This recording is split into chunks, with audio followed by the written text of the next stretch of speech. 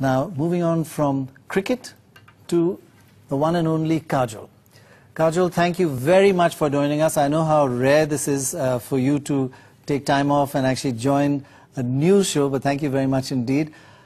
I'm going to ask you a little bit about your movie a little later, but what everybody wants to know about is who is the real Kajol?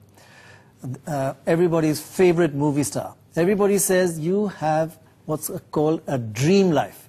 You do any movie you want to do, you have so many scripts, but you choose to work on only one movie every year, or is it one in 2 years? And the rest of the time you spend with your family. The movie, of course, invariably turns out to be a hit. That's called a fun life, isn't it? I have a life. You really do.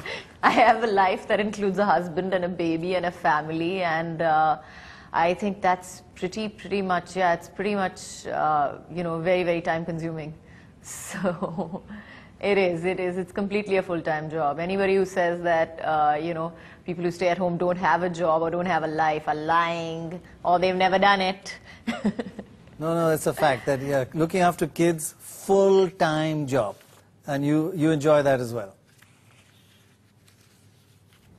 I think everything has to have a balance, whether it's work or family life for that matter as well. I think it does Nisa good somewhere down the line to see that both her parents are working, and it sets a good example. And it's somewhere down the line makes her appreciate us more and makes us appreciate her more. And the time that you give her suddenly becomes quality more than quantity. I think even she gets sick of us sometimes. So even she's like, listen, I can't handle you. Just take off for a little while. Just give me my space. So. So when she gets a little sick of you, then you go and do a movie. Amazing. Tell us a bit about this new movie, My Name is Khan. Yes, it is. It is. And I'm very fortunate to be part of this project. I think it's got a very interesting, you know, my character is very interesting, but I think the whole script on its own really stands up for itself, and it's quite an amazingly written script. And now that I've shot it, I hope it'll be an amazingly directed film as well. And I guess it's really great to work with your two best friends, Shah Rukh Khan and Karan Johar. Now, I shouldn't say this to you, but let me tell you, they really do admire you, not only as friends, but because of your extraordinary talent. Yes, they are, and they are my favorites as well, completely and totally. Now, you get so many scripts. How do you choose the film you want to do? I know you can be very picky because you do only one a year.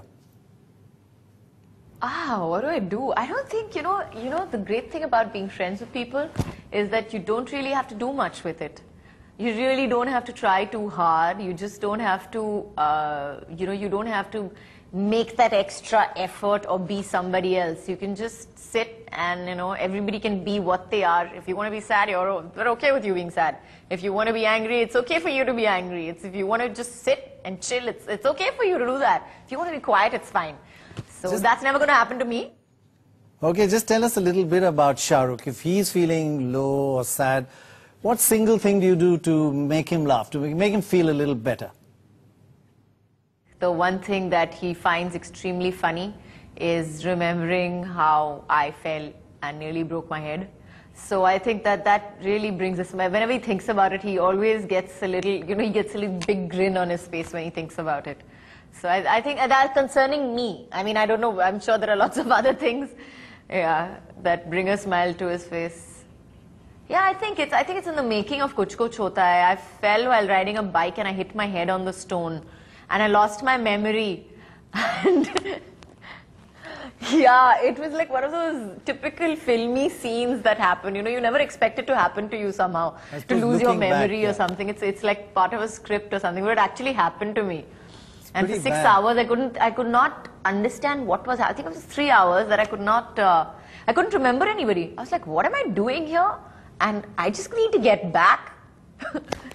So I think he was very sweet. He shoved Brufins down my throat till I became okay. Tuba.com